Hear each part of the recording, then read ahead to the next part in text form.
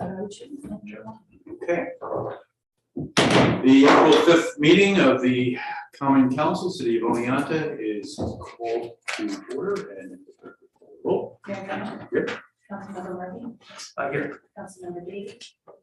Councilmember Risberger. Here. Councilmember Parishis. Here. Councilmember Clayton. Here. Councilmember Raptor. Here. Councilmember Bell. And so, Tina, here's something that we do. Tina, would you lead us in the pledge of allegiance?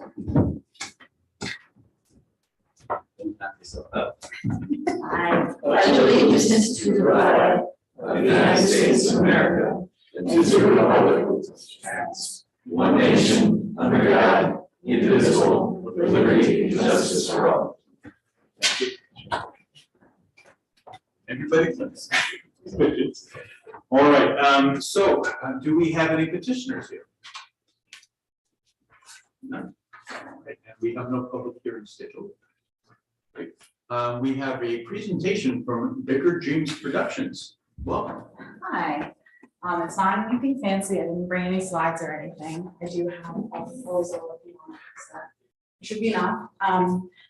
Hi, for those who don't know me, my name is Allie Tabor Church, and I am an executive board member with Bigger Dreams Productions. Bigger Dreams Productions is a relatively new theater company that was formed in 2021. It was the merger between Bigger Boat Productions, led by Gary Stevens, and Steve Dillon of, gosh, what did we do? Stuff of Dreams. So they merged their companies in 2021, and we operate out of the Hills Performing Arts Center. I come to you today after meeting with the Parks and Rec Commission about our proposal to do Shakespeare in the Park in New Park this summer. We are doing a production of Much Ado About Nothing, which I'm directing. Just going to give you a very basic who, what, where, and why. So our production of Much Ado About Nothing will entail basically just free Shakespeare for the Oneonta community and surrounding areas. We noticed a significant lack of free Shakespeare in the area.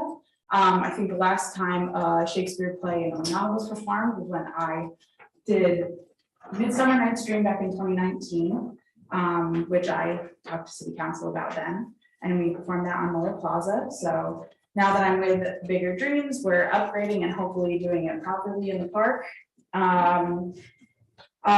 Every city basically around the world has a Shakespeare in the Park production that's free to the public.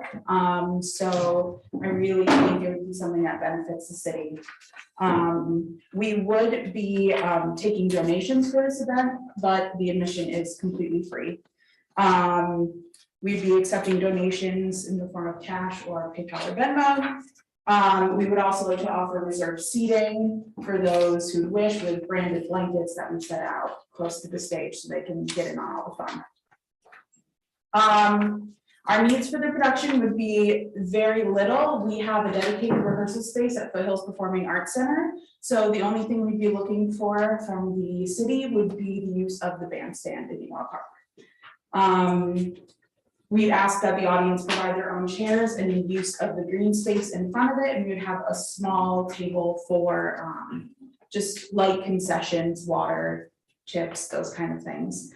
I will have the specific hours that we would need the stage. It's the last weekend of July and first weekend in August. So I had spoken to the Parks and Rec Commission about the use of those dates. I believe they met yesterday. I haven't heard what they decided, but hopefully something good. And our set is very minimal, so there wouldn't be any no staking things into the ground, no building. It would be pick up and tear down every single night. That's really all I have. Basically, we just it's my passion to bring Shakespeare to the Oneonta area. I was the one of the co-founders of Sound and Song Shakespeare Company in the area, but everyone who joined me on that project has moved away or moved on to other things. So I'm really excited to be joining forces, and we're having big auditions this weekend for it. So we're hoping to get a lot of community outreach as well. That's all. That's great. Does anybody have any questions or comments? Dave? This isn't necessarily a question for you, because I remember when you came in 2019 and we all thought that was a fantastic idea to have you guys do Shakespeare in the Park, and we were hoping, or Shakespeare in the Closet, and we were hoping it would graduate to Shakespeare in the Park someday.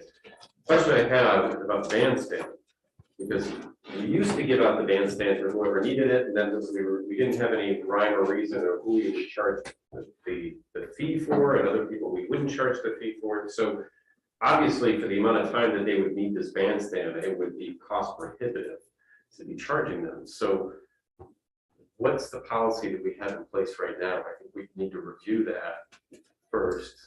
Currently, it's rented through the clerk's office and it's based on a per day use, whether you're profit or not for profit. A not for profit would pay $100 per day. Based on our current Yes. schedule. So trailer. So, and it's, I'm not sure exactly what we would need to do to make this happen without opening up Pandora's box either for the future. We get to do it. It would be 6 in total. Yeah. Which that's cost prohibitive. Obviously. You're not selling tickets, right? No, we're not. We would be accepting donations, but no tickets. I mean, we don't normally co-sponsor events. I mean, the city doesn't normally do it. Well, to some degree, the city co-sponsored the Survive and Thrive of 2020. Right. Could be potentially. Summer concerts as well. So we could say we're, What we can do is enter into, again, as we kind of talked before, we could enter into a contract with them, where in exchange for the services provided to the benefit of the city, and we require that they don't charge, allow them to take, and we put in something like, if you make more than $10,000, you're gonna have to pay. You see what I'm saying? We could craft a joint arrangement where you would enter a contract with the city to provide certain services, and in exchange for that, we waive the cost of bandstand. So that's something that we certainly doable. So then it would sound like we probably need a motion to generate a contract that would fit the bill for us here. Why don't you assign me to do it through purchasing? I'll take care of it, and then we can be approved through finance in the ordinary course of business, just like we would any other of our event contracts. I think we just, one thing though, Mark, I think we need to be careful with how we write it, because there's not-for-profits out there that would love to use this bandstand. So I think if we gotta be careful with how we craft it, so we don't have a flurry of people coming to use it. So, of course, I'd love to let everybody use it, but. So that said, with that caveat, is that something that the council, by nod of head, agrees that we can have David do? We'll put it then, like I said, it'll still come back to you. Right. We'll run it through finance, and then Sure. bring it to you. You can contact me through the clerk's office. And Okay. I You really may just save appreciate that. $600 here. Yeah, great, thank you. So, but we'll get, from. Yeah, of course. It's my fault. There is no the contract will not say that. The contract will not say it. No. All right, so with that, it sounds like we have a plan that will get you on the stage, and we'll all look forward to it. We'll try to see someplace. Great. So thank you very much. Appreciate it. Thank you so much. And with that, we move on to a presentation to essentially the Huntington Memorial Library, and Tina, very glad to see you here. So we have a proclamation. And it reads as follows. Are you recording? I'll wait for you. All right. So this proclamation reads, whereas libraries are accessible and inclusive places that foster a sense of connection and build community. Whereas libraries connect people to technology, providing access to broadband internet, computers, and training that are critical for accessing education and employment opportunities. Whereas libraries offer opportunities for everyone to connect with new ideas and become their best selves through access to multimedia content, programs, and classes in addition to books. Whereas today's libraries and their services extend far beyond the four walls of a building and everyone is welcome to use their resources. Whereas in times of crisis, libraries and library professionals play an invaluable role in supporting their communities both in person and virtually. Whereas libraries strive to develop and maintain programs and collections that are as diverse as the population they serve and ensure equity of access for all. Whereas to adapt to our changing world, libraries are expanding their resources and continuing to meet the needs of their patrons. Whereas libraries have long served as trusted and treasured institutions for all members of the community, regardless of race, ethnicity, creed, ability, sexual orientation, gender identity, or socioeconomic status. Whereas libraries are cornerstones of democracy, promoting the free exchange of information and ideas for all. Whereas libraries, librarians, and library workers are joining library supporters and advocates across the nation to celebrate National Library Week. Now, therefore, be it resolved that I, Mark Drennick, Mayor of the City of Oneonta, proclaim National Library Week, April 3rd through 9th, 2022. During this week, I encourage all residents to connect with their library by visiting online or in person to access resources and services. And if you would like to put down your phone and come up and take your proclamation. Thank you. And I don't know, just like, yeah, not even that, all right? Still hurting. Thank you. Appreciate it. All right. With that, we'll go to our boards and commission reports. Airport Commission, Len is not with us today. Is there a backup for Len on that? No.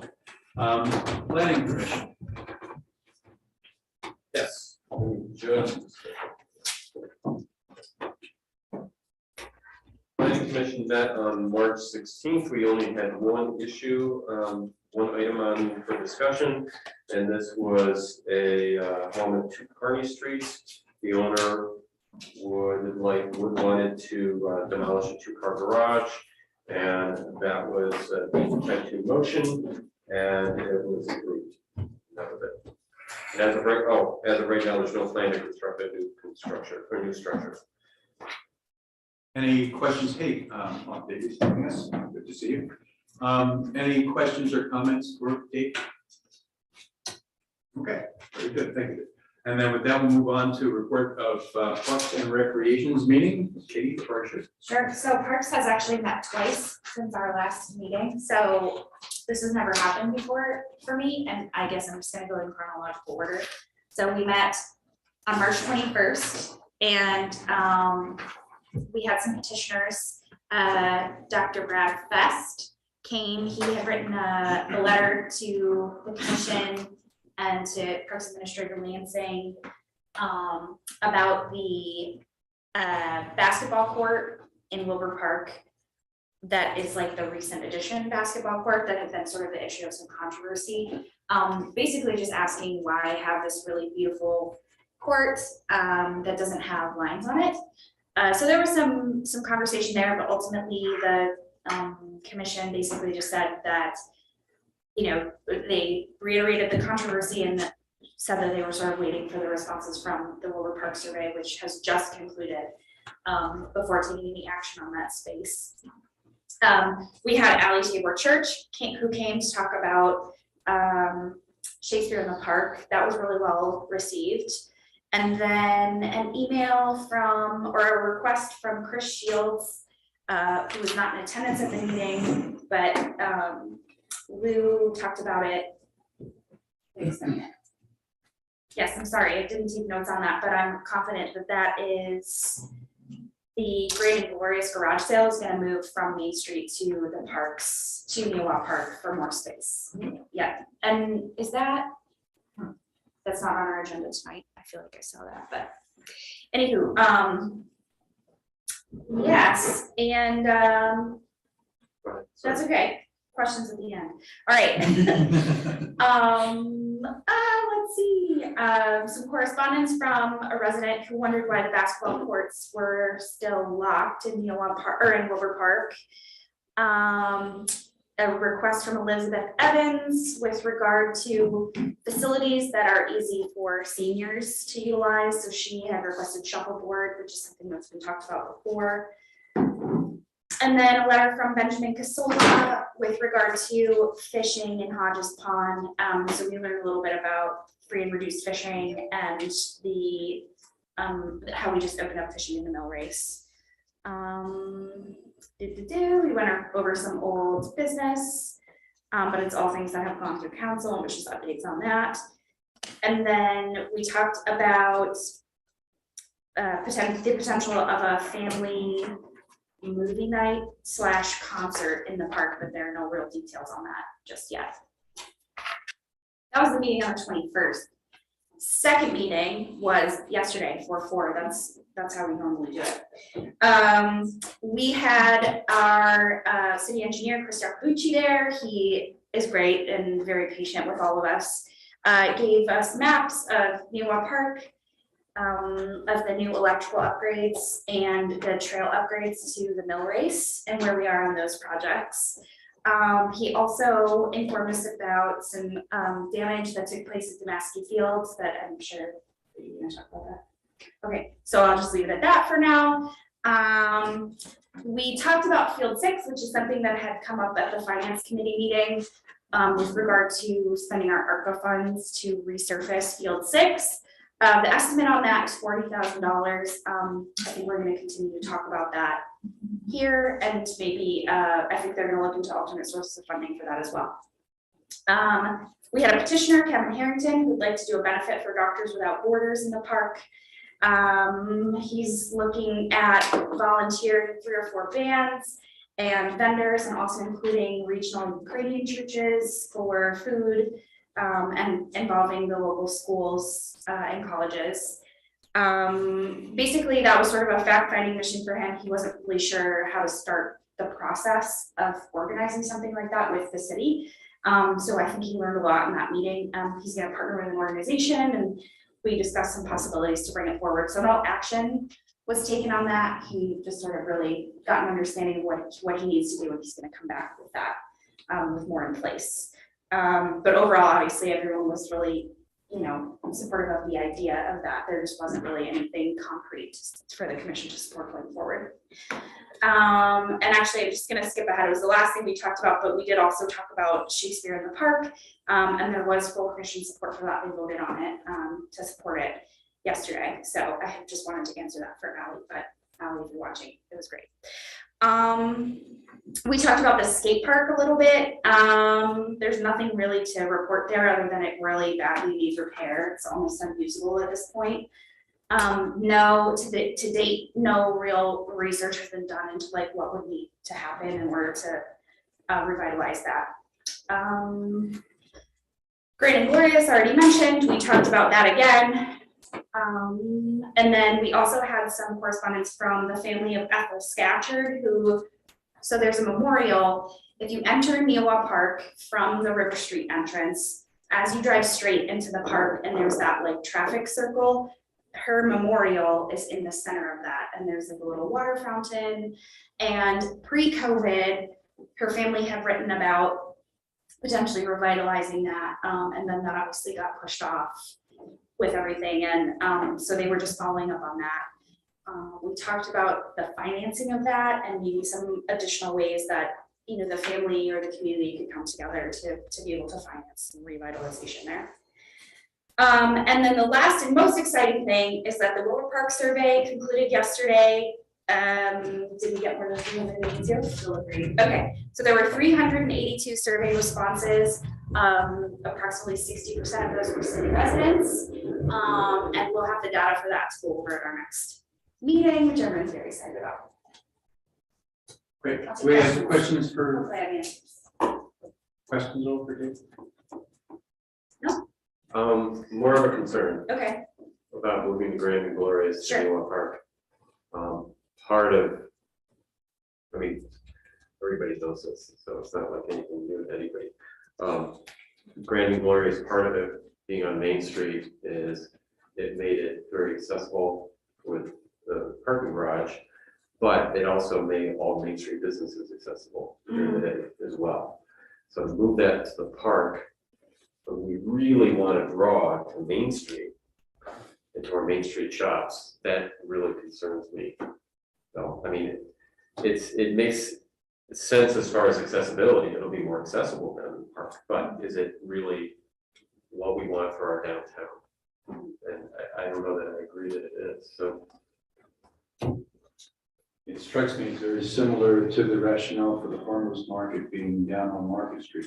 It's very good for the farmer's market, it's very good for the people who shop at the farmer's market, but it's very bad for Main Street in terms of the muscle memory that people built up around what their mornings would look like. And I suspect that there's a lot of that is going to be attributable to move from Main Street to Newell Park. Newell Park.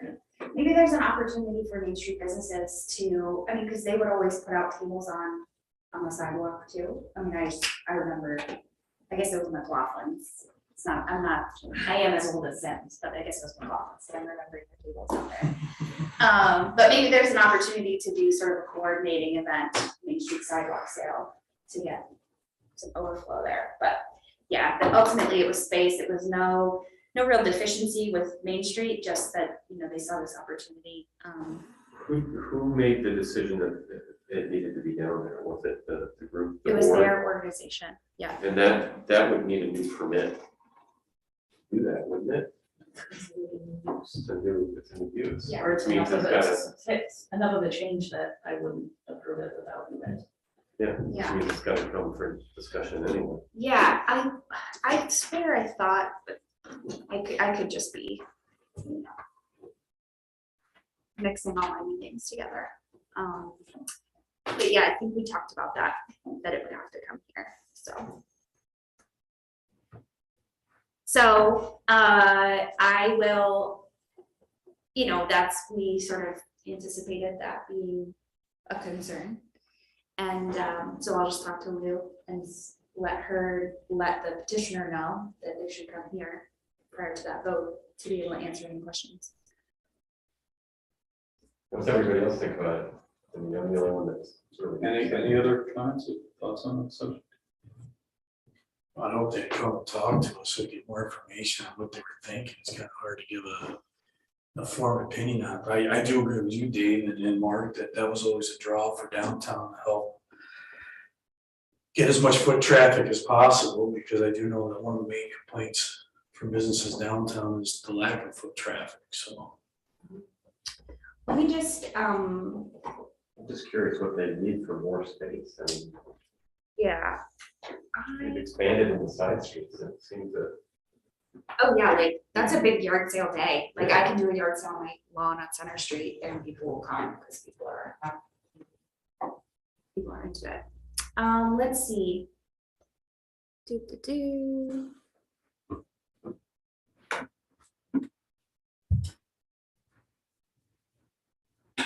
Yeah, it just says, so Lou basically asked that of Chris Shields.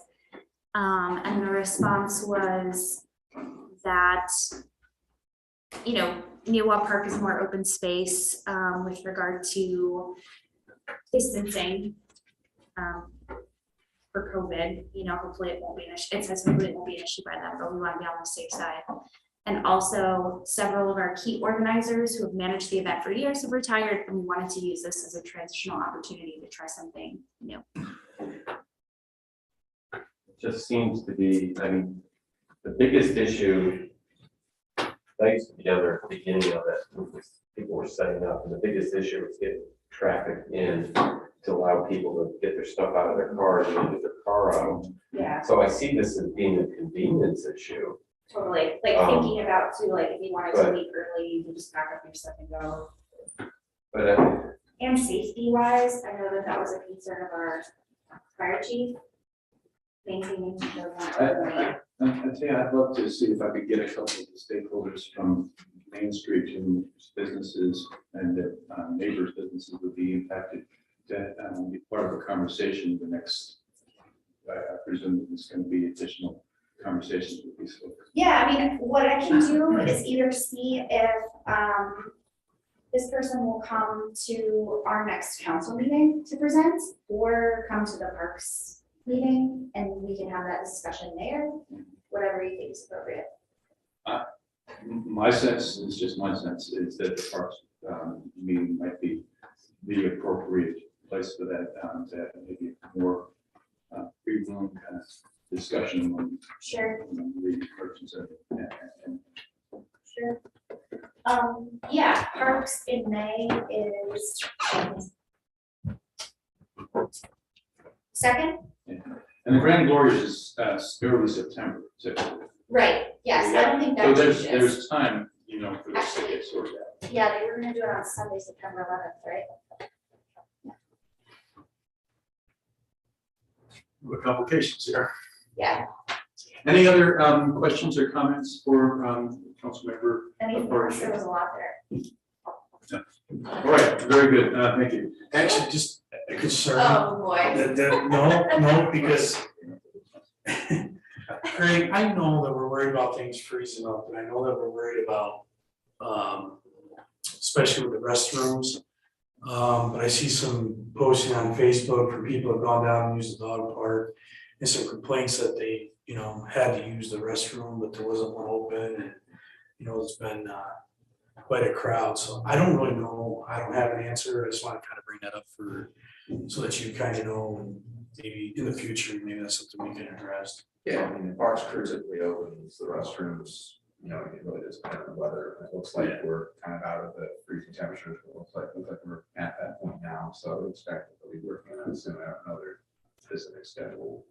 Yeah, I didn't know if like maybe you could up the skate house or something like that, and just let people know at least that's open for them. So they could get there, since that building has heat in it. Skate house hasn't typically been publicly accessible bathrooms, but. Yeah, I was just thinking, because it's just like a long period or something like that, that transition time where we get the summer one day and low 20 low on the next day. Just throwing it out there. Thanks. Okay, if there's nothing else on Parks and Rec, thank you, Scott, then we'll go to our zoning and housing board of appeals. No, we won't. Emily is not with us. Do we have anyone as backup on that? John Boyce, but I'm counting on it. Oh, I'm sorry, zoning and housing board. My bad, I'm so sorry. There's one variance that was requested by David Answorth at 18 Yeager Avenue. Wanted to get an area variance and have a secret done, of course, for a two-story addition above an existing garage. And that was granted. The variance was granted and we can move forward with that. Very good. Any questions or comments for Dr. Thank you. And I'm very sorry about that intro. Moving on to our Commission on Community Relations and Human Rights, of course, that's Emily. Yes, thank you, I think. Yeah, we had a really, the big kind of order of business was we had a regular meeting on the 24th, but we had our annual Trailblazer Award last Thursday from 6 to 8. It was very well attended. It was held at, oh my goodness. Foothills. Thank you, Foothills. And thanks to all in attendance, we had 4 very worthy recipients. It was a lovely event and a very high bar for next year, I would say. They did a really great job organizing as well as making it a nice event. Our meeting was not necessarily relatively short, but we didn't have much on the agenda. Most of the meeting was discussed. We talked about the Trailblazer Award, logistics, and things like that. We tabled the possible creation of the Service Award to our own committee, talking about when might be appropriate time to open up the committee or former committee members for recipients of awards. And the newest business was talking about the Juneteenth celebration, which will be held in, but we're looking for volunteers and financial support. And yeah, the vast majority of it was for Trailblazer Award, but a little bit else sprinkled in there as well. Any questions, comments for Luke? All right, thank you. Appreciate that. Economic Development Committee, Len would typically take that, but he's gone. If anybody was gonna pick it up, it'd be Katie, but that's going to happen. So we'll move on to quality of life and infrastructure, the click. Dave? Yes, thank you. We met on March 28th, and there were a few topics. First one was the deer in Oneonta. After a long discussion, the committee felt that a deer task force should be set up by the mayor, and I haven't spoken with you about this. The reason being is the work that needs to be done in other communities, a task force was developed because the work that needs to be done is basically trying to come up with an estimated population count, what levels is considered a healthy deer population, and have some kind of a survey done. We originally thought we didn't need to do a survey, and I, for one, have come back to thinking that we really do need to do a survey of the community to know what feeling is out there about this is a problem. And if we can break that down by ward, we know where the problem is, potentially. But this task force would then be able to do the work and then provide a recommendation to just back to this committee. Otherwise, this kind of work we felt like would completely swamp our committee for quite some time. So that's where we left it, based on actually the recommendations that were in the packet that you gave us. And some of this information I try to get online to find, and it's difficult to find specific information. The state actually did a survey or sent out to do a survey back in 2019. And there's a map showing what the municipalities feel like that is the deer population problem or not. And roughly 60% of municipalities around New York State responded, and the city did not respond. I don't know why. I've talked with Carrie about it. She doesn't remember receiving anything like this. So it could have gotten lost in the shuffle for all we know. I know the town responded, but then there was no data that they provided. So, but moving on, the housing studies review, there were some draft recommendations that came from the Housing Commission to our committee. Since then, the chair had changed to Ed May. I reached out to Ed May to find out, because those recommendations didn't seem like recommendations to us necessarily. It seemed more of a review of what's been done. So Ed reported that the committee will be updating the recommendations. They're going back and doing more work before they bring forward other information to us.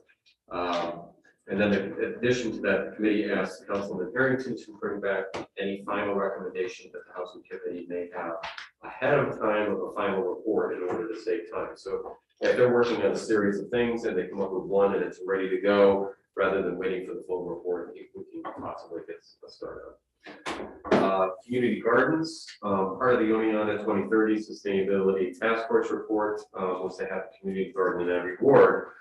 We're realizing that can be very expensive to start. For example, it was a $25,000 grant that paid for the current expansion of the garden over near Riverside Elementary School. And that added fencing and raised beds. So also finding a city property that is usable and it has enough sun that could potentially be challenging.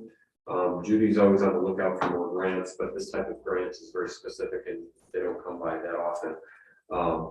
So the Community Garden Steering Committee, they would always like to expand their gardens. They can fundraise, the city cannot. So at this point, we're going to wait to hear from correct me if I'm wrong on this, guys. We're waiting to hear from the steering committee and Judy. Once they come forward with, okay, they're ready to go, or there's money available, then we can look to identify property. And we also need to be careful with community gardens, don't want to dilute the workload either, so we've just got to be slow, steady progress on this. Last thing is, there was a new item that came up. Somebody was interested in trying to slow traffic down on Church Street by putting in a three-way stop at Church and Walnut Street. Also at the Franklin Church intersection,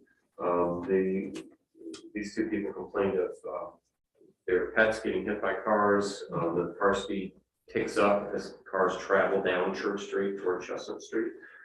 So Greg reported that a speed study was done in the last 2 or 3 years on Church Street. There was not a high incidence of speeding, according to the speed study. He also felt that stop signs don't necessarily control speeding well, and he doesn't want to put up stop signs without a proper study. So he discussed potentially putting bump outs, paint lines, etc., in future road construction. So the action plan is, at this point, we're looking for Greg to see if there's any low-cost options we can do in the meantime, before we have until we have a big road construction project in that area. And obviously, right now, there's limited things that we can do while we still have a high degree of traffic on Church Street, while West Street's been done. That's all I got, unless I missed something. Questions? Anyone have any questions? All right, thank you. Very good, thank you. I want to go back to the Economic Development Committee. Councilman Member Victoria Shu, you're a member of that. I am, I was there, I'm not entirely prepared to give a report That's- on it, That's but I do know, I've just refreshed my notes because I thought this might happen. Yeah. That we talked about our mission statement, but did not land on something that worded. And we're gonna continue to develop that over email.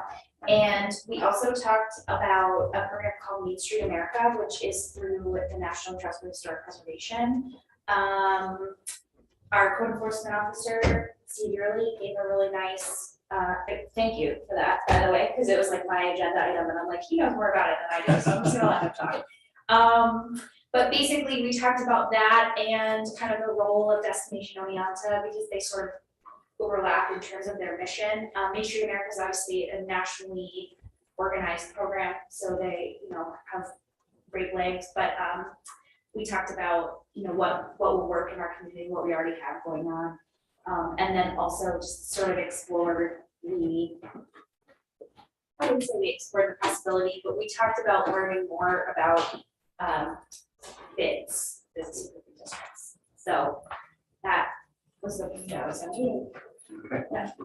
you very much for taking care of that on the fly. Is there anybody that has a question for me on this? Okay, very good. Thank you very much. All right, and now moving on to the Finance and Human Resources Committee, when again being gone, we have a couple of members. I can try this one. All right, so- Again, thank you, wasn't real prepared. We had a lively discussion on some topics, but Greg came forward with a modification to part-time wage scale for our engineering technician, which is on our agenda tonight. The water department's in desperate need of a pickup truck. If you haven't seen it, it's the little white one that the back end's rusting off of, so we passed that up here to the committee to go ahead and purchase another one. We accepted and talked about the acceptance of donations of future from Oneonta Foundation for the matching for pathways. The lively discussion was the 2021 ARPA funded projects and some stuff going on with there. And that's going to be brought up in a discussion later on after, because I didn't get with the mayor in time to get it on our agenda. So that will be brought up later on, just to have a discussion about those funds. We talked about the demolition at 27 Market Street. And since everybody's sitting down, I guess I'm gonna tell you that so far it's in at $1.728 million it came in at, Gregory, for that. That's the current estimate to demolish that building. If you want particulars on that, I will farm that over to Craig because the knowledge go on that than I am, because I sit there, so. Remember what all the money was, I can say, I wrote down what the money was for, if that helps. I got it over here, can you read it, because I didn't put exactly what it all was. I can't read it over there, but I can read it over here. It basically took care of the demo, the asbestos, but the big part was rebuilding the street and the retaining wall to support the street. And then just prep the space afterwards, so, yeah. I'm here for it, Scott. I was walking in the woods, so I apologize at work today. We'd also talked,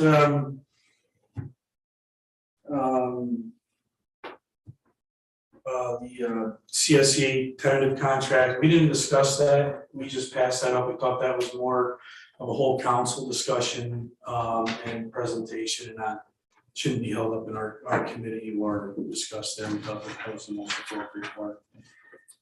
And then the only thing that's on our discussion that came up is the outlaw the master field contract renewal. Chairman Carson called me this morning, and he's asked if that could possibly be pulled and put back down to the Finance Human Resources Committee, but when we get to discussion, I got some more information on that. I know I'm probably forgetting something, Mark, but I don't know what it is. I watched the meeting, I think you covered most of it. Do we have any questions or comments?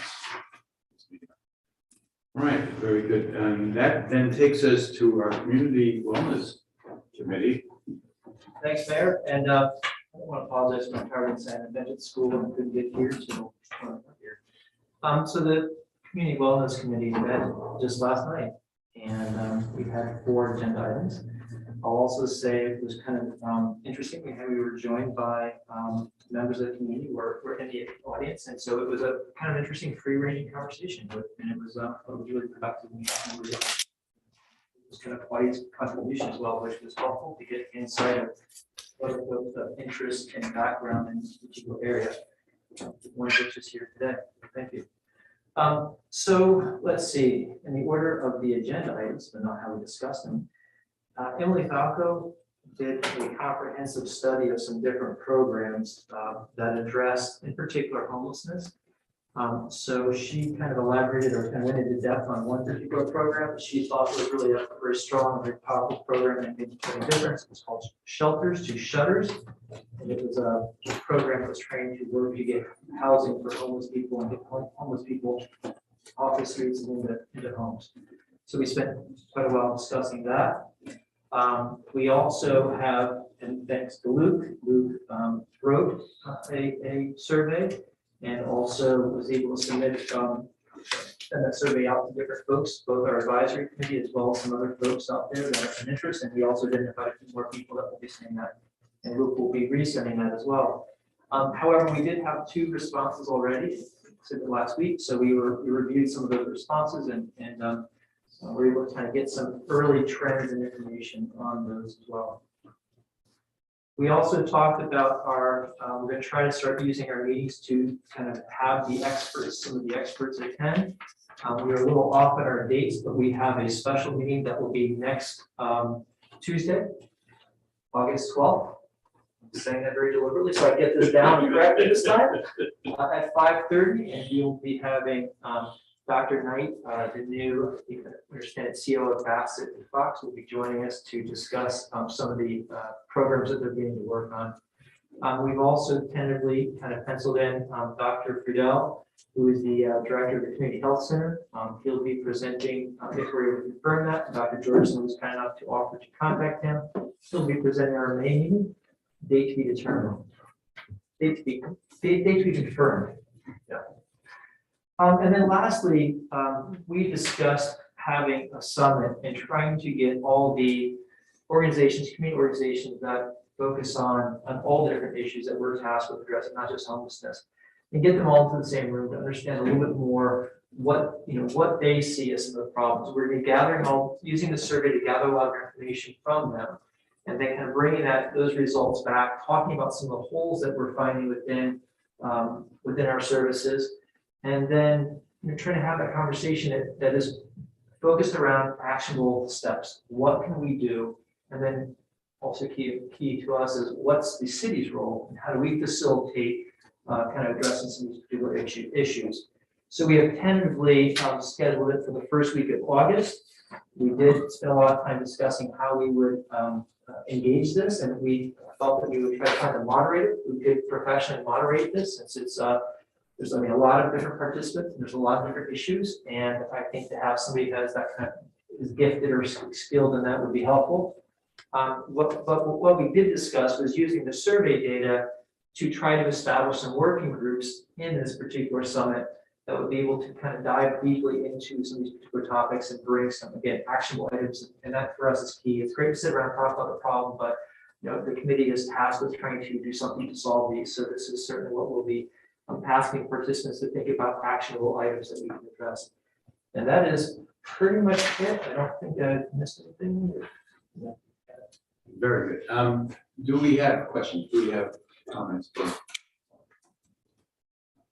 I love the word acceptance. All right, so then with that, we will go to our city administrators report. Thank you, Mayor. Several employment opportunities right now, accepting applications for part-time bus drivers. We do have a full-time bus driver on the agenda tonight, which is good. Also looking for a part-time civilian dispatcher in the police department. We have a full-time position on the streets crew could be filled with any number of positions depending on qualifications. Heavy equipment operator, motor equipment operator, maintenance worker for applications. And also we're looking for a full-time administrative specialist in the code office. And finally, we have numerous positions for seasonal full-time laborers. For this summer. Update on our police officer hires. We have 3 that we had authorized hiring. One of them actually rescinded their acceptance prior to starting, and then a second one dropped out in our pre-academy, unfortunately. Based on actually interview conducted, he wasn't ready for this position. However, the third candidate is at the full police academy, as far as I know. We'll be looking at other candidates that have applied for a possible inclusion in a July police academy, but more to come on that, I'm sure. As everyone is, I'm sure, aware, there was a fire in Worcester this weekend on Saturday at OFD, responding to an assisted bill. We had 6 of our on-duty crew members plus our fire chief, Nam, who brought our ladder truck and made a good effort to help contain and extinguish the fire.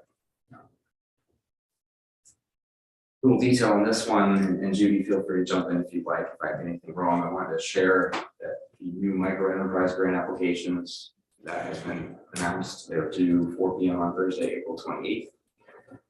You can see the city website for all the information you need. This is for commercial enterprises with 5 or fewer employees. Doesn't matter if they're full-time or part-time.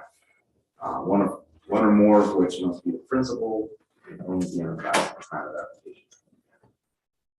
Applicable to new or existing private for-profit businesses located in the city.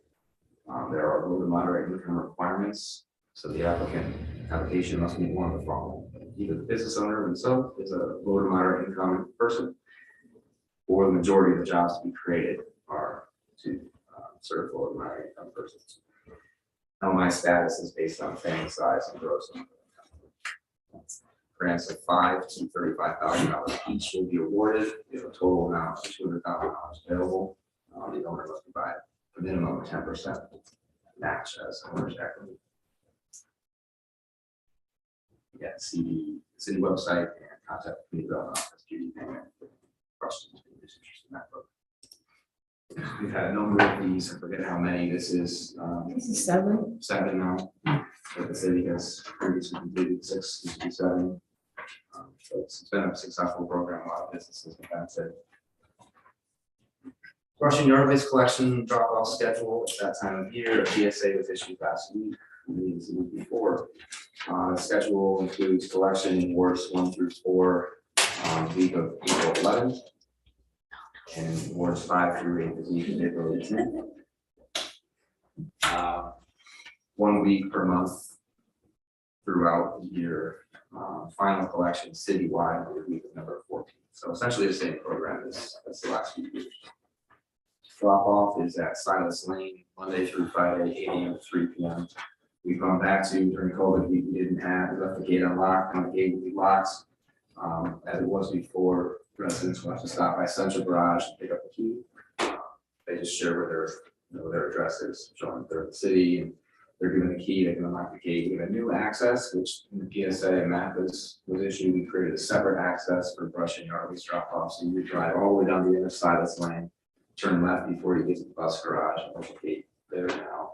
That takes you over to the brush pile. It's separate access from where DPW accesses its yard, so there's not that conflict of, dump trucks and people dropping off brush and yard waste. I think it'll be more efficient, and the gate will remain closed. Not use. Weekend drop off will remain the roll off dumpster. Fairly successful. We've had some people utilize that, so I would still be out there on weekends for people to drop it off right where you're there. Any questions on that? Feel free to refer anyone to your email TPS info or call Public Works if they have questions. West Street reconstruction began last week. Concrete road removal, water, sewer, storm, sidewalks, asphalt base. You may have seen Public Works Director Chris Iacobucci did an interview, provided some information on the local news channel. Final paving restoration, we hope to be ready by the week of August 19th with substantial completion by the 24th. That's the date of the move-in for that part as well. Railroad Avenue, Park Sanitary Sewer Replacement, that construction resumed March 28th as well. We expect full completion by the end of April. We did have an issue, as Katie alluded to, Massey Field concession stand and office areas were damaged significantly by a burst water pipe over the weekend. That fortunately our employee who was in doing weekend garbage collection noticed water coming out of the doorway, which is obviously not normal, and we're able to find that, but there was significant damage, and that was an insurance claim we've already initiated. I will be asking the mayor if he'll approve a declaration of emergency for this in order to be able to expedite the repair so that we can have a habitable space for the office and the concession stand order for in time for the season to start. So it'll be significant. Necessary. We're working now our DPW to get some quotes as to what the cost will be. We're anticipating in the tens of thousands of dollars in that range. Silver Creek Culvert under Brook Street and Center Street. You've noticed probably PSA, if you're in the area, there's a section, basically Brook Street at Center is now closed off with some barricades. That's because we've been investigating and doing some structural inspections of our culverts. And that one recently has exhibited a significant settlement in that area where the crosswalk is. It's not affecting Center Street itself, but that area, based on a subsequent inspection by Devil Engineering, has been deemed structurally unsound, and that's why we've closed that. That's something that will have to be addressed. However, it has been working, which is pretty close to being the final report to give us with some recommendations. It's something that we anticipate going forward with design and construction this year. We've also been investigating the Silver Creek culvert underneath Clinton Street by Spruce Street. That one is not closed off, or there is some issues there that will be addressed. Funding for that, while we don't know the exact cost at this point, we should have a cost estimate soon. I would anticipate using CHIPS funding, New York State funding, or state touring group, which is basically the same program, very similar program to CHIPS that we received for the last year. So we will complete these this fall. And the last thing I want to mention was office reorganization. It's been a continuing theme. We've been tweaking this plan as we go along and learn. And I shared an email with council this last night and the mayor recommending some additional changes. As we've discussed, the clerk's office, we'd like to get the clerks together again in the rear office of City Hall, proposing some relatively minor improvements, taking removing a closet and opening up the entryway area to make that more inviting and more accessible for people visiting the clerk's office. City administrator's office would remain where it is now. The mayor's office, we'd like to move up to what's currently the personnel office. Personnel office, we would move down to Newmont Park, we would move with the recreation center. We have some, again, relatively minor changing the location of a partition wall, door, some carpet painting to create an additional office there so that we would have space for both wood and personnel office. In addition, looking at all the offices in City Hall, we identified a need for the finance office to have additional partition wall with a door that would create a more private office space for one of our employees and results in better functionality for that department.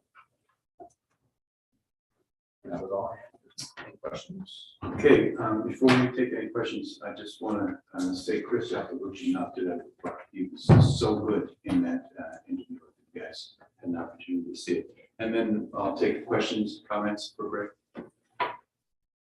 I have a weird question that I've just been wondering and forgetting to ask about. What's happening with the old community development space?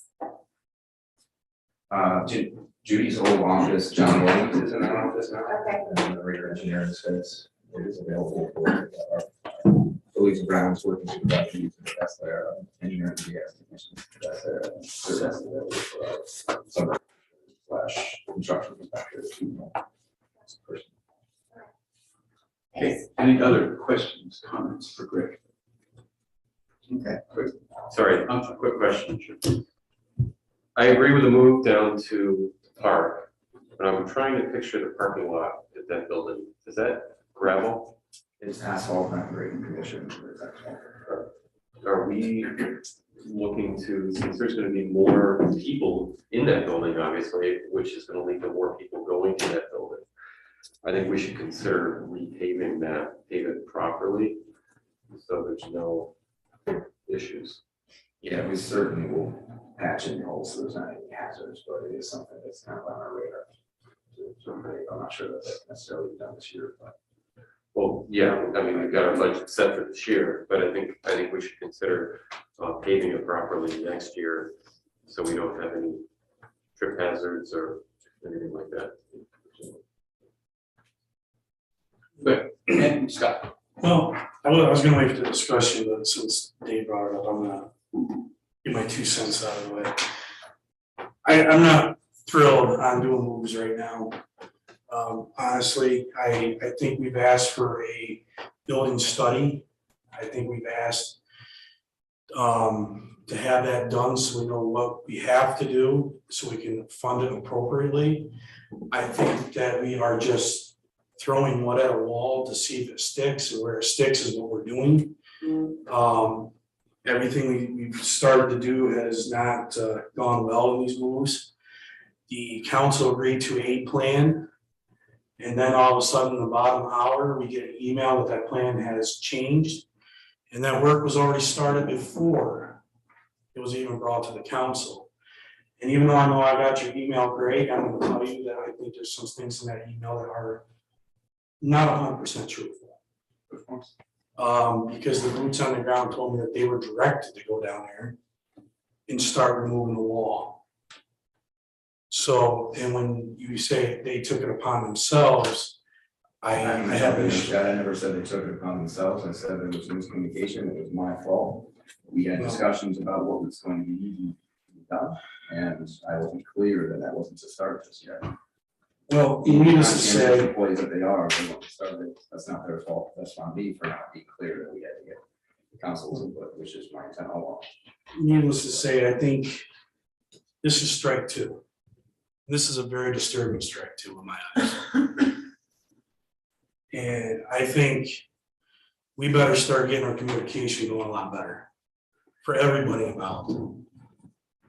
For the council, for the department heads, for you, for the public. I don't think that this is the best use of funding, especially with some of the stuff that we know we got coming at us, and now we know we want to have a culvert, we're gonna have to replace, and et cetera, et cetera. So my 2 cents is we gotta get some better communication going between everybody. And I think that's a fair statement to say. That's all I got. David? I don't necessarily disagree with everything Scott said. I understand Scott's concerns. I think for me, we need to make sure everything works now. But I agree 100% with Scott as far as space utilization study. I think we need to take our time with it, though. In the meantime, make everybody be able to do their job efficiently, without restriction. And, but I think we need to have a plan long-term, take our time with it, because the way the building is set up is not set up really for a 21st century municipal government. I think it can be, but I told Greg in an email or conversation, I forget which, I'd like to see a plan that is like aiming sky high to make this a perfect place. And then chances are we probably can't do that because we don't have funds for it, but we could whittle it down until there's something that really works. And I know we talked about this a few years ago when we never really went through with anything. There were a lot of ideas floating out there, but I really think that should be a plan to get done. I'd like to see it done by the end of this year, and then we can discuss it starting next year. But in the meantime, I think we just have to make it so everybody is comfortable where they're working and everybody's working efficiently. I'm sorry, we have a petition at the beginning of the council meeting. Any other council members have a concern? Yes. I agree with both of you guys and what you've said, for the most part. I think the concern that I have, and I shared it in my email, is, making it work in the short term, of course, is important. The concern that I have is that it costs time and money to make these short-term changes. And I don't know. Yeah, I don't know that I would prioritize any sort of radical changes to departments or buildings until we know for sure, like Dave said, that what we're going to do is going to work. I know that things need to change the way that they are. I don't know that they were untenable, and I don't work in this building, so full disclosure, I could be completely wrong. But I don't know that they were untenable before everything got moved in the first place. And so I just don't know that we need to be, like I said, directing city staff's time and altering buildings and spending money on all that when we know that that's not where we're ultimately gonna end up, or we're fairly certain that that's not where we're ultimately gonna end up. So that's my concern. And I know that, again, I addressed this in the email, but I'm just gonna say it out. It's so strange to me that the clerks are the ones with access to a vault that is not, that it's in the middle of someone else's office. It just does not make sense to me. It may work, but it just doesn't make sense. So that's, I think I'm up to 4 cents by now. Yes, I think everybody makes really good points. I would just caution, and I hope this isn't, I have a little bit of a headache going on, so I'm trying not to get my words mixed up here. Just not saying that anybody is going down this rabbit hole, but just being careful of the rabbit hole of micromanagement. I think that I agree that communication can be better, but just something that I think is possible to fall into. Not saying that we are right now, but it can happen. Anybody else want to weigh in? Sure, while we're at it, didn't know where we're going here right now. My only concern, I can't pretend to know the workings of this city hall and what works best. And I would only ask, and I think I trust that as long as city staff are able to work efficiently in the configurations that they have, and frankly, that they're relatively pleased with what they've got going on. I think we need to go back to that. We recognize that retaining employees is a challenge. and workforce or work environment is one of those kind of bit of perks that really make the situation either bad or better. And so I just ask that that's part of our thinking, as well as efficiency is also part of it. Beyond that, I'm not going to judge what's efficient and whether folks are happy. I think that's, Greg, your responsibility to kind of look at that. So I certainly need to trust that that takes place in all the thinking. I'm not interested in micromanaging. Thank you, Mark. John, anything from your end of the table? Okay, in that case, I thank you very much, Greg. And we'll move on to the mayor's remarks, which are is geared to you guys, potentially even more so than council, but they're certainly for council as well. Okay. As you probably know, this is the week of the young child, where we celebrate our children and throw a spotlight on the effort made and the challenges faced by parents and providers, educators, and caregivers, and everyone who appreciates what a happy, healthy child means to the community. And they mean everything. I spent time, as you see there, a week or so ago at all 3 elementary schools, deputizing 6 and 7-year-olds, which I highly recommend, by the way. I asked them to tell us, and to tell folks who haven't moved here yet, but will, what's so great about Oneonta? And we received over 200 drawings and essays from the kids. Just great. You'll see them for the next few weeks hung in the store windows throughout the city and at City Hall. And if there's a merchant out there that wants some, they should contact me, because I've got tons and they're all wonderful. So I'm going to share a few, and Terry will put them up for you. Oneonta is a good place because I can go outside. I can go for a hike. That's why I love Oneonta. That's from miles. What I like about Oneonta is the park. I like the park because it has slides and swings and more fun things. And the park is so colorful. I love Oneonta. 4 exclamation points. Love Lincoln. I like to ride my bike with my family to the park. I like to go swimming at the YMCA with my family. I like going to the YMCA to do gymnastics. I like to go horse riding place. Oneonta is very fun, says Hannah.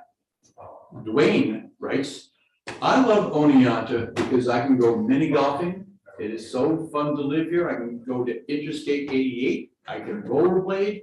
I can go to Wilbur Park. I like to go to the Yellow Deli. It's a good place to go. I love my town. It's a fun place to live. Now, a little older, we have this one from Annika. She says, my name is Annika. I'm a 5th grade student at Valley View Elementary.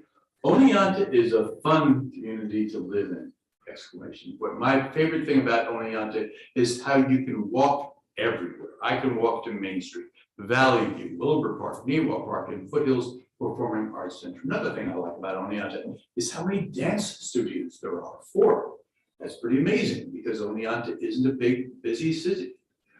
Another thing I like about Oneonta is Orpheus Theater. It is so much fun to do theater with my friends. I like going to the Magic Box. I love buying crystals and jewelry there.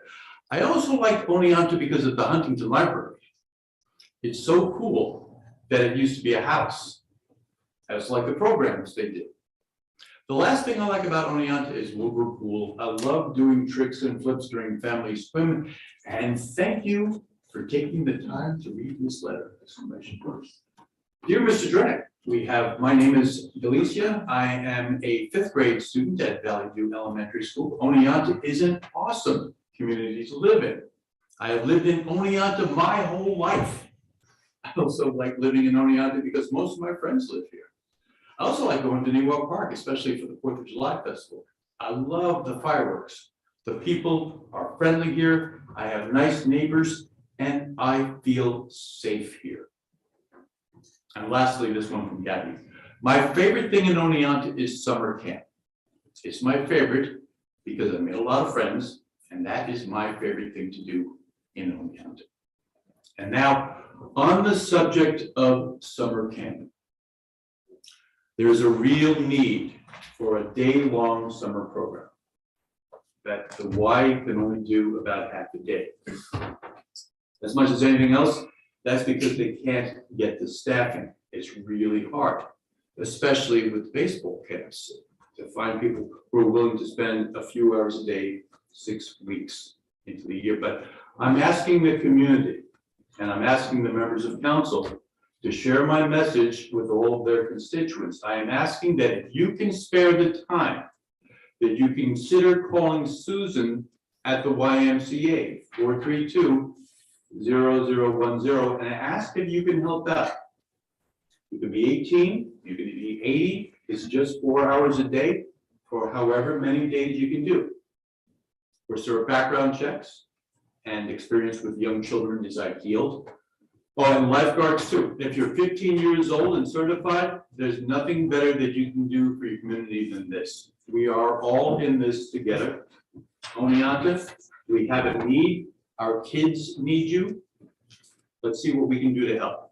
And let's give our young children and their parents a wonderful Oneonta summer. And that's all. And with that, we will move on to Mayor, oh, regarding summer camp, yes. because you're right, that's a huge, huge issue. I hear about it all the time. As you know, we used to have a summer day program that was run by the city. We would have part-time staff. And I have two questions. One is for Ginny. Ginny, do you remember what we saved by doing away with that? Well, by changing our summer program and giving it to the Y to do the pool and their programming. Do you remember how much we saved?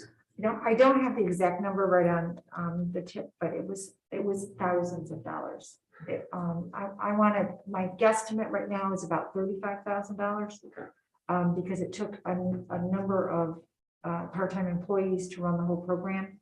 We used, And it also was a tremendous amount of work on the city staff. we used to pull staff from the school district. There were a lot of teaching assistants that relied on that as their summer job, since they don't typically have summer work. And I realized it was a lot of money. We saved a lot of money, and we did away with the program at a time where finances were really stressful back when Dick Miller was our mayor. And so my next question is, maybe we need to look at what other communities do. We've tried having private programs for the last 10 years, and obviously it's not enough. I think we need to seriously consider going back to having a municipal run program. But I'm not set on that. I think it's important that we look to see what other municipalities do. And I suspect that a lot of other municipalities have their own summer program. They hire part-time staff, whether it's students from high school or LTAs, the teaching assistants. And part of the reason we kept that program going, I will admit, is they didn't come in and earn a minimum wage. Their salaries were kept from year to year to year, if I remember right. And so they would be subject to periodic raises as well, even though they only worked over the summer. So I don't know if the exact same program would be sustainable, but that's why we had no problem staffing that program back then. But I think that this is something we need to consider. Obviously, this year is too late, right? But parents are panicking. Yeah. So to your point, not as I've said to any number of council members, I want to overtask folks because I'm asking you to do a lot. But I think as we do have a year and change ahead of us to see if we can figure this out for 2023. And we'll put together a group of folks to look at that. We'll talk about that as we move into the summer bit. For now, the folks at the Y have been they've been relentless in their pursuit of staff. Essentially, that's really the issue. And so again, we're going to be looking. There is some budget, as you know, they can afford to pay somebody, and they'll also take volunteers. But our community is stepping up in this time where we need to see if we can take care of 6 weeks times 4 hours in the afternoons. We have the folks here in Oneonta to help out, and I expect that they will. I think we'll see something. And I'll be pitching this these next several weeks across every social media and video opportunity that I can find, including editorial, in hopes that we do have enough funds from our community to be able to provide this, not just morning that the YMCA is already fairly well committed to, although at this point it's even 4 days, not 5. But if they have the staffing, they'll be able to do much more. We can do something about that staffing issue. But we will look at, I think, in the long run, other options. And I think always looking at what other communities have done rather than reinventing the wheel is always a smart first step. The last thing I would say is that back then, parents didn't pay anything, right? And part of the issue is we had people coming in from other communities, and dropping their kids off. Parents are willing to pay. They just need to have a program. And honestly, right now, it's all about staffing. Scott. Yeah, I hear, Dave, I agree with you, 'cause I hear it a lot too. The other thing I hear too is sometimes, this is really when a student goes to school, sometimes that school meal is the only meal that the student really has of substance. And that's the other thing the summer program used to provide, was another meal of substance throughout the summer. And I do think that's something else we have to consider. And, I think that, and I have no idea, Judy's the grant person, I don't even know if there's any grants out there to help out with this, but maybe if that's something that could be out there, maybe looked into as well, to help for next year. So we'll put a pin in this for now. I will come back to it. I will be looking for assistance from council and others, and reconnecting with the programming that's going on right now, those experts that are providing those services, and we'll come up with something for 2023 and beyond that will serve our community and our children and their parents better than we currently are. However, talking to you, we can do this. So I'm going to be looking for you guys to make that connection to Sue Kurkowski at YMCA. Look for me on social media someplace. With that, if there's nothing else, I'm going to move on to our agenda. All right, so these are this is the agenda. We'll start with motion 1. Motion that the Common Council approves the minutes of the special meeting held March 14th, 2022. Number 2, motion that the Common Council approves the minutes of the special meeting held March 15th, 2022. Number 3, motion that the Common Council approves the minutes of the regularly scheduled meeting held March 15th, 2022. Approval of warrants. Motion that the Common Council approves the warrants totaling $444,103.22, and that the same be placed on the Director of Finance desk for payment as presented.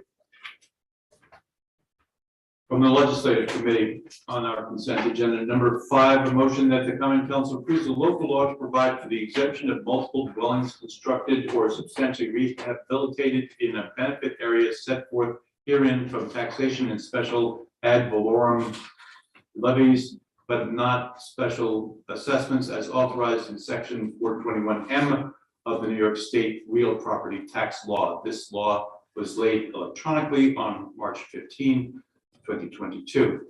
Motion number 6, that the Common Council approves the local law which will provide for the exemption of multiple dwellings constructed or substantially rehabilitated in a benefit area set forth herein from taxation and special ad valorem levies, but not special assessments as authorized in section 457 of the New York State Real Property Tax Law. This local law was laid electronically on March 15, 2022. Continuing the consent agenda from Finance and Human Resources, motion number 7, that the Common Council approves the amendment to the part-time wage schedule with the addition of engineering technician at a base rate of a range of $20 to $30 per hour, dependent upon qualifications. Number 8, that the Common Council accepts the purchasing agent's recommendations and awards the bid for the purchase of a pickup truck to the lowest responsive bidder, Joe Basile Chevrolet of Depew, New York, for a total cost of $41,682.52. the council further authorizes that this purchase be funded by the Water Equipment Reserve. Number 9, that the Common Council authorizes the Director of Finance to accept a gift in the amount of $50,000 from the Future for Oneonta Foundation to be used for the Niwa Park Paved Pathways Project. Number 10, that the Common Council authorizes the mayor to submit an application and all understandings and assurances contained therein through the New York State Consolidated Funding Application, CFA program, and on to New York Empire State Development for funds in an amount not to exceed $350,000, and upon approval of said request to enter into and execute a project agreement with the state for financial assistance to the city for the proposed 27 Market Street demolition and site restoration project. The Common Council further authorizes the city's match of up to 10% of the project cost and authorizes the mayor to order any necessary budget amendments and transfers and to take any actions and to provide any additional information that be required to implement the proposed program upon approval of the state, subject to the review by the city attorney.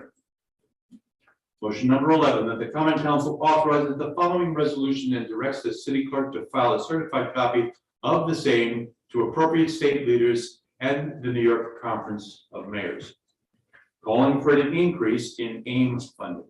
Whereas AIM funding plays a pivotal role in the funding essential municipal services such as water, sewer, public works, police, fire, and ambulance for cities and villages across New York State. And whereas the state has not increased AIM funding in 13 years, and whereas inflation has eroded AIM funding by roughly 29% over that time period, and whereas the New York State Conference of Mayors and nearly 400 of its members have signed on to a letter to the governor requesting an inflationary increase of $210 billion in AIM funding, and whereas the governor's executive budget proposed keeping AIM funding flat, and whereas the New York State Senate and Assembly have included increases of $210 million and $150 million respectively to AIM funding in their one house budgets, and whereas an increase in AIM funding would reduce the local tax burden and help revitalize communities across New York, and now therefore be it resolved that the city of Oneonta Common Council urges Governor Hochul to work with the leaders of the Senate and the Assembly and increase AIM funding in the 2022-23 adopted state budget. Number 12, motion that the Common Council rescinds the December 21st, 2021 bid for laboratory testing services to Microvac of Portland, New York for failure to comply with the contract terms, and accepts the purchasing agent's recommendation to award the bid to second low bidder Pace Analytical of Melville, New York, in the amount of $15,914 for the wastewater treatment plant and $5,527 for the water treatment plant.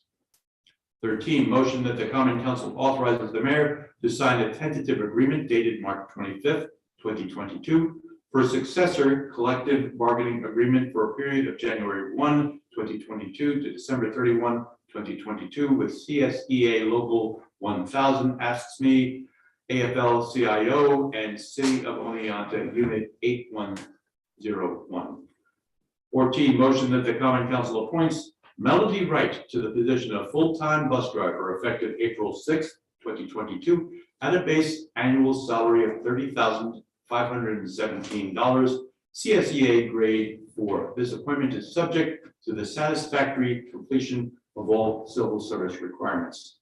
On the general items, number 15, that the Common Council concurs with the mayor's recommendation and approves the following appointments to the city boards and/or commissions.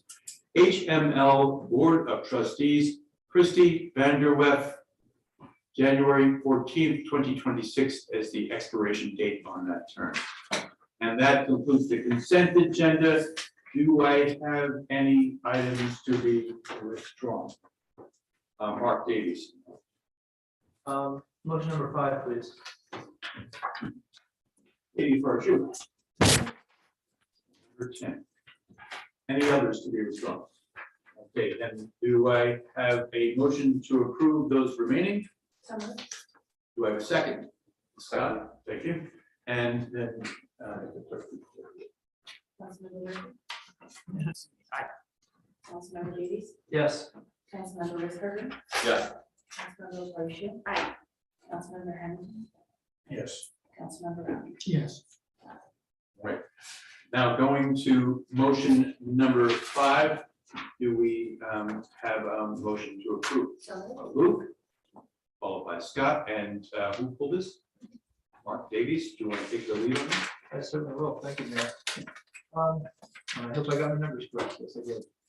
So I'd just like to ask, and perhaps John's comes your way, or the rest of the members of the legislative committee, the thinking behind the tax exemptions, which essentially extend 23 years. So 20 years after the work is completed of rehabilitated or new construction, and 3 years, a maximum of 3 years during the construction. That seemed to be pretty significant. It struck me that in 23 years, by the time that the first, if we were to prove this, that the first dwelling under this particular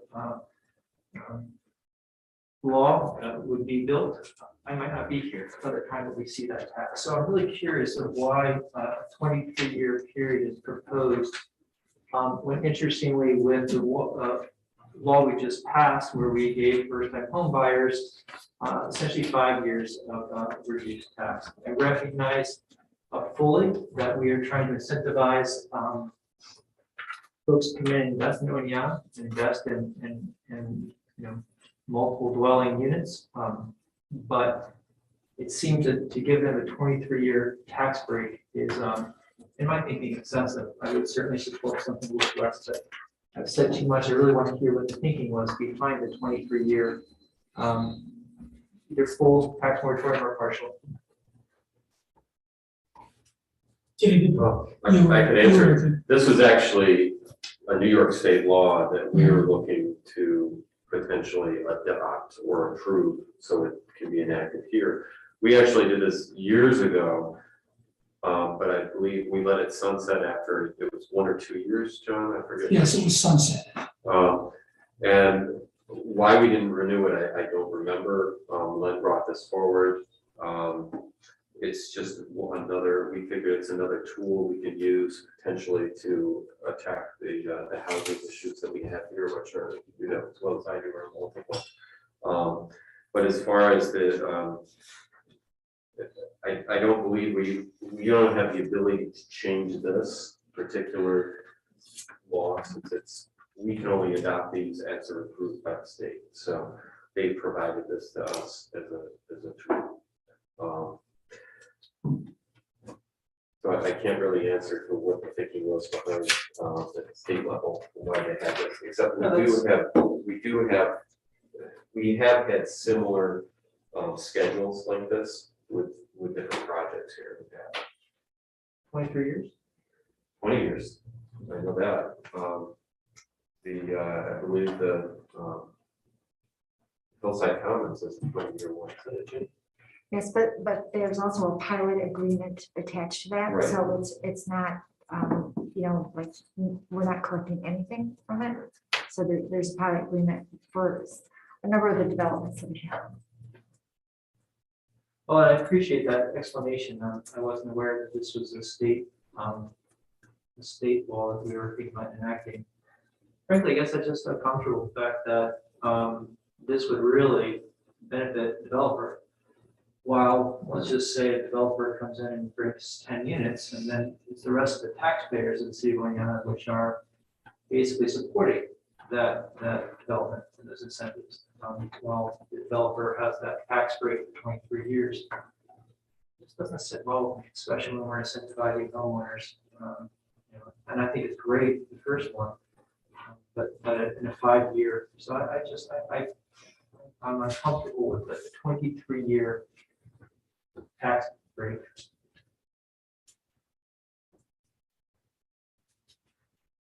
Any other? Yes, Scott. I understand where you're coming from, Mark, but I'm gonna look at it this way. I look across the street to the old Oneonta Hotel, which somebody had to buy, and they're gonna have to invest hundreds, if not millions of dollars, just to say to get it up to code and get it so it can work and get it so when we start getting it rented out and getting, again, to start revitalizing the city and trying to get people to draw down to downtown, and that's the way to do it. So I think we're still gonna recoup some money, even though it may not be from that developer for a long time, but you're still gonna have the people that are gonna be spending the money in the city, they're gonna be living here. So I think, it's one of those, is the scale gonna probably be 100%, favorable to us? No, but on the same token, we got such a housing crisis that I'm willing to put my eggs into a basket to try to help alleviate some of the issues to help position the city to a better future. That's just my opinion. I don't know if that helps. Luke? I'm in agreement with Mark on this, and I totally understand where you're coming from, Scott. Coming from personal experience, this might be a bit cynical, but I know of landlords that have abused these kind of situations for 23-year tax breaks. Not to say all of them do that, not even a minority of them do that, or not a majority of them, sorry. But I agree. I think 23 years is excessive. I think we're making cuts to the budget as it is, and a loss of revenue for 22 years. Especially, it'll have to be made up elsewhere, and where else will it be made up? That's my question. Dave? You can also look at this as what Scott was saying. If it's, let's say it's a substantially rehabbed building, you could look at it as how much tax money is bringing in empty. Or worse, if it's an empty lot. Like we're talking about, we've already identified some lots that the city owns where we're trying to figure out what we can do with those, if we could potentially sell those for development. So I think in the short term, we're talking maybe not 23 years, but possibly even 12 years of not making anything on that building. And after in year 13 and 14, we could potentially be making more, and this is in a substantially rehabbed building, we could potentially, in theory, be making as much or even more already than we were when the place was empty, abandoned, whatnot, or an empty lot. So I understand the concerns, absolutely. But I think we're at a point where we've got to do something. We need to have some kind of tool here to use. And this is only one of many tools we have. And that's why I asked Ginny, when we had these before, were they used? And thank you again for bringing forward that they actually weren't during that year. Not to say that they won't be. I'm hoping they will be.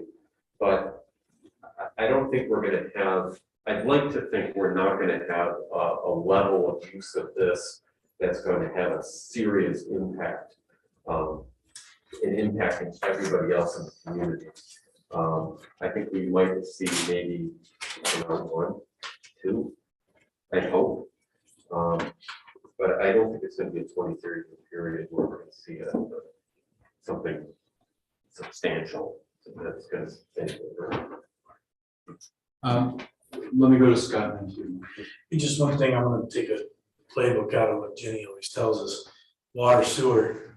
When we point, our water sewer, we need to get those funds up, and we're gonna be using water sewer as you start putting people in those buildings, so that's gonna start helping out our water sewer funds. Listen, let me just be really clear. I'm not against this. I certainly appreciate the thinking that I recognize that any funds coming in is better than no funds coming in, even if we have 13 years. Really, I'm okay with that. I'm looking for other scenarios, and so I'm going to open this up, and maybe Jenny, Greg, or Mr. Mersey can best answer this.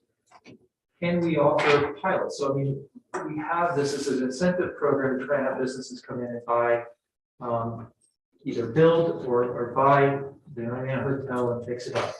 Can we offer pilots? And then can we also control the length of time in those pilots? Do they have to be 20-year, or can we offer 10-year pilots? I mean, is this something that we can negotiate on a case-by-case basis with developers, rather than kind of opening up and giving them a carte blanche 23-year tax breaks of some sort? So we're able to get some money in, but we're also able to control the time a little more.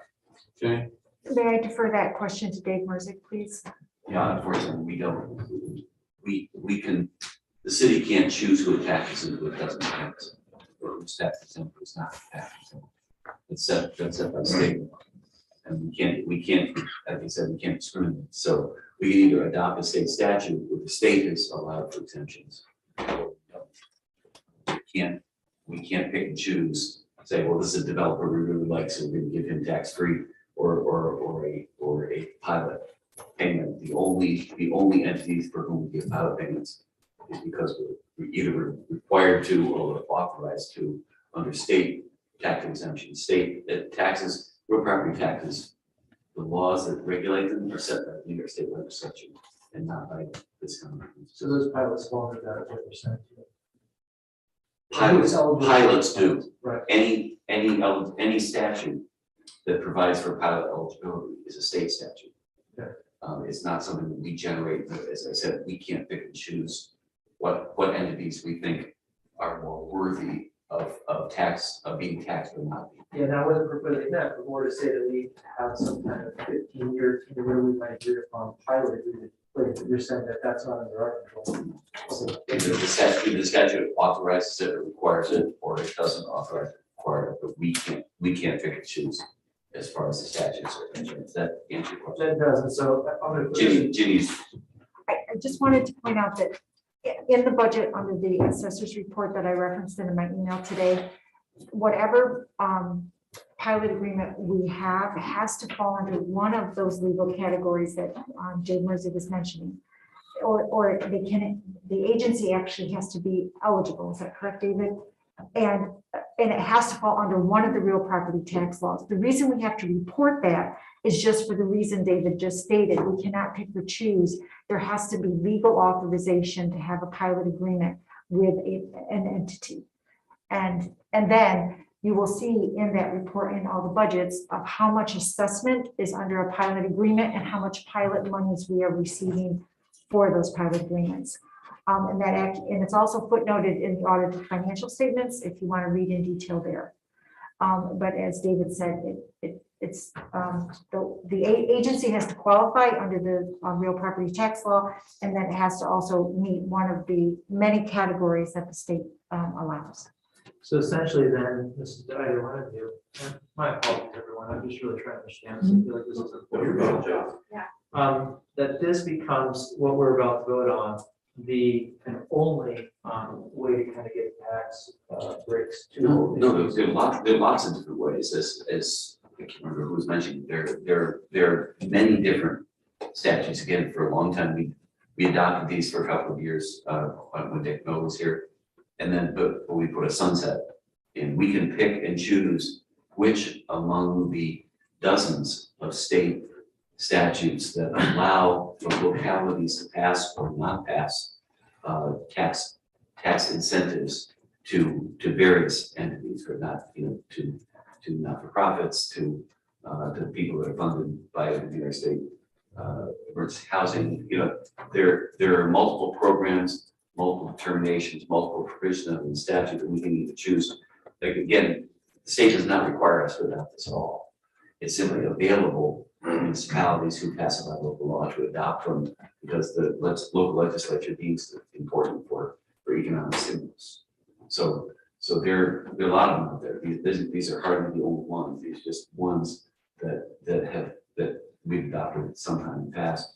To stimulate local particular program, particular types of development. That answer your question, right?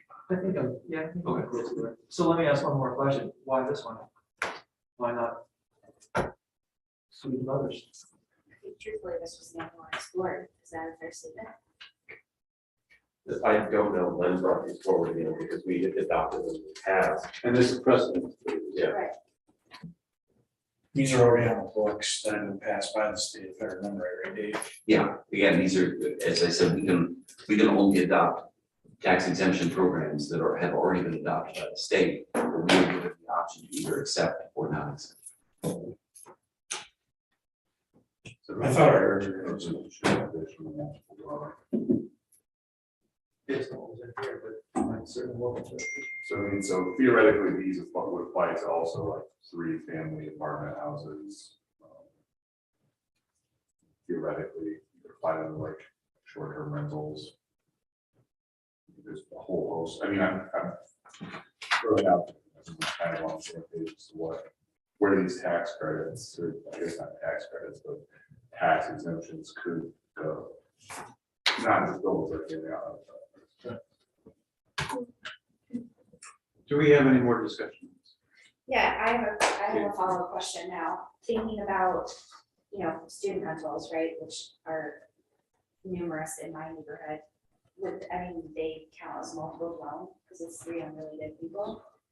So any structure that has more than 2 dwellings is a multiple dwelling. Okay. So a 3-unit apartment house is a multiple dwelling. Gotcha. So theoretically, this is a double-edged sword, right? Because it could be used to substantially improve those houses, which would be beneficial to the neighborhood. But also, then some of our biggest landowners in the city would have no taxes on these properties for 23 years. That scares me a little bit more than it did before. 12 years actually. And then- Oh, right, and then it's graduated. Yeah, but okay. But it's still, substantially decreased. substantially decreased, yeah. The only other thing I want to add to this is I did have a conversation with Ed May from the Housing Commission, and he was saying that this is one of the things that might be able to help them with the the housing issue that we had. So, I wish Len was here to say more, because I don't, because he was the one that brought it forward, but I still think that this is gonna help us out. I move to table this until we have more, I think, council investigation into what our options are. I see a second from Mark.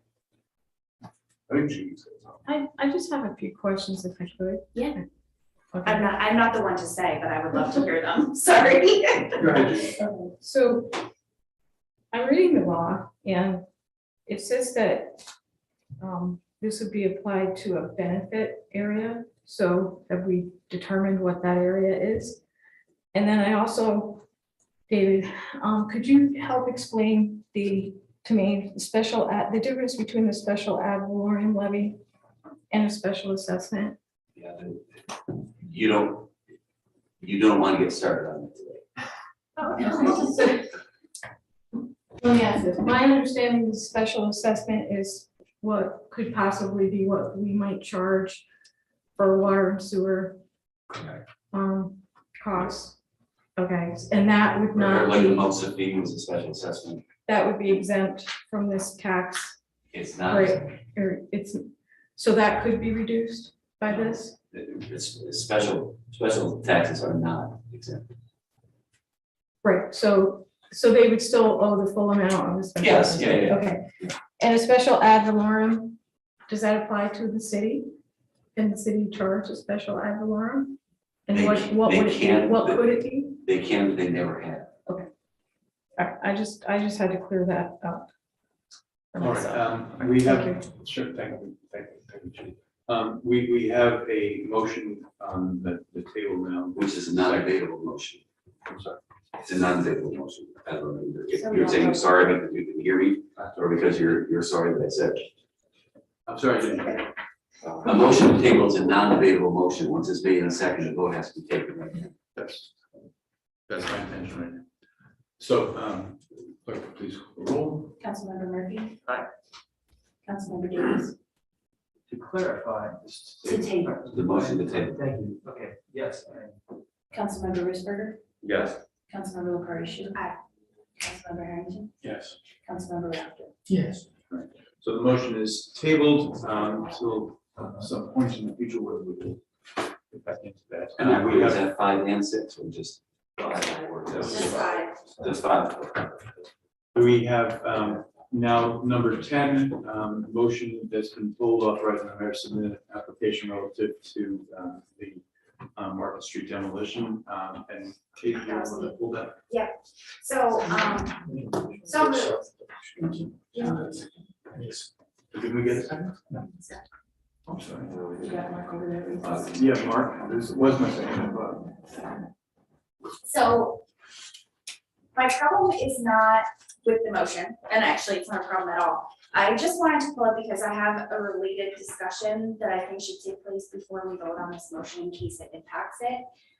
Which is that some discussion amongst the arts committee members is that the work that James McIlroy is doing on that building is beautiful and does not necessarily have to be demolished. It could be theoretically removed and either sold, or he could keep it in his private collection, or he could donate it to the city and we could repurpose it somewhere.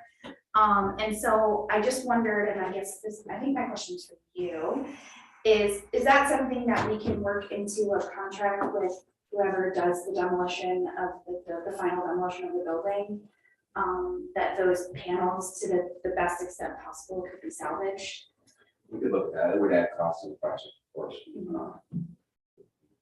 Okay, yeah, I mean, hopefully not substantial, but I just wanted to make sure that was something that could be discussed. If council want, I don't know if that specific detail would have to or want to go through council, but I think it could be really cool if that could be salvaged and do something good with it. So that's all I had on this. I think the grant application is great and really exciting and kind of a godsend. So I hope that everyone supports it. any further discussion, Scott? Greg, is that something our guys can remove or no? Is that too structural to? I don't think that we would likely either one to do that.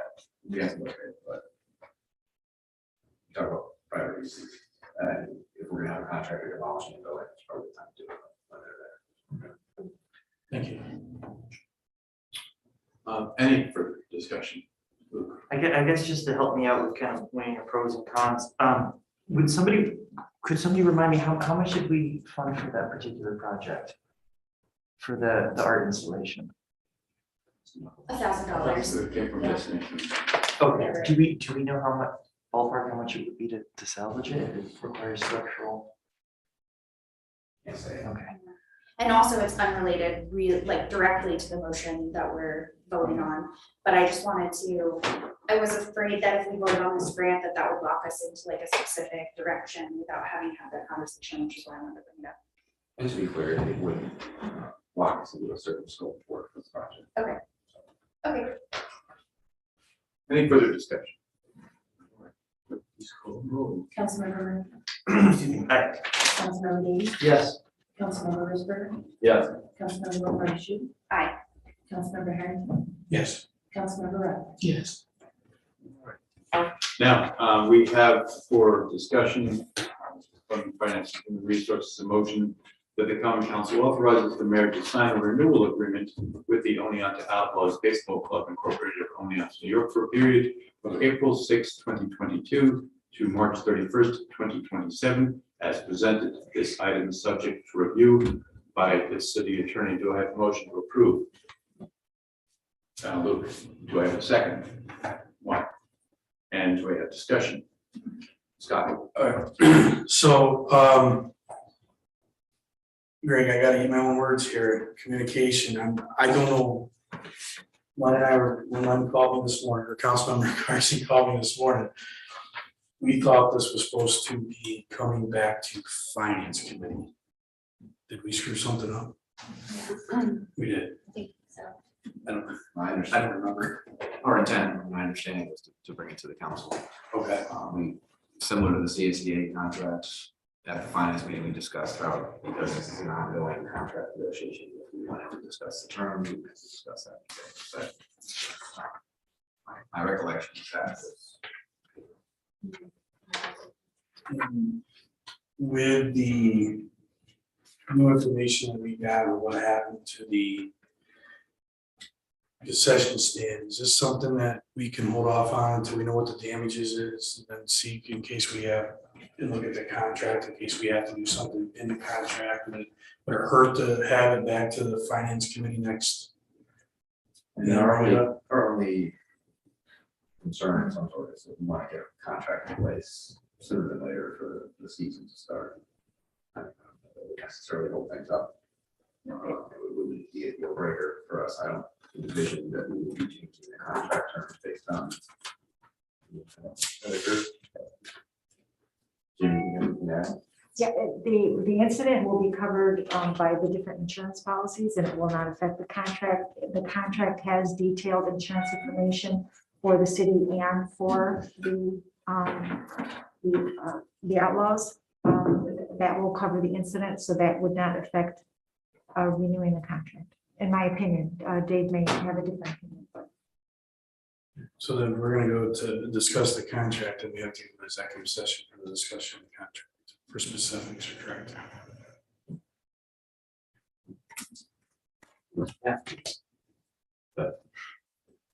It's usually a good idea.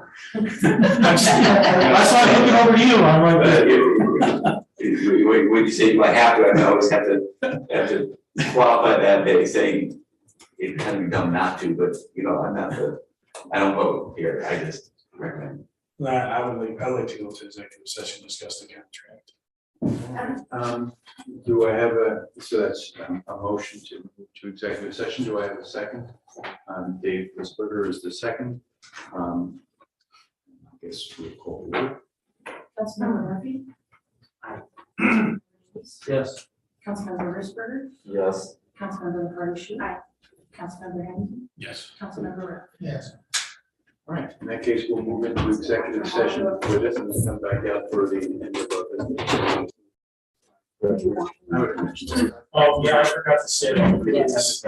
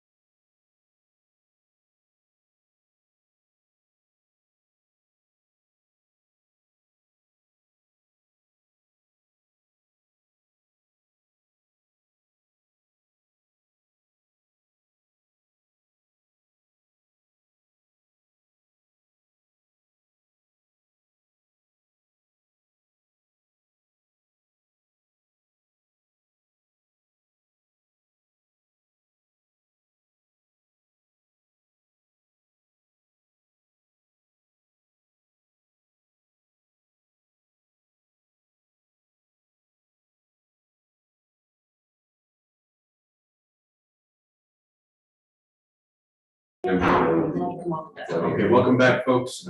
We have a motion on the floor.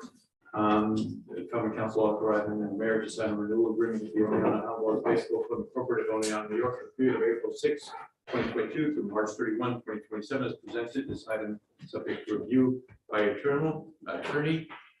We've had our discussion. Is there any further discussion? No. In that case, call the roll. Councilmember Murphy. Aye. Councilmember Davies. Yes.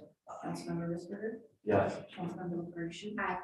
Councilmember Harrington. Yes. Councilmember. Yes. Very good.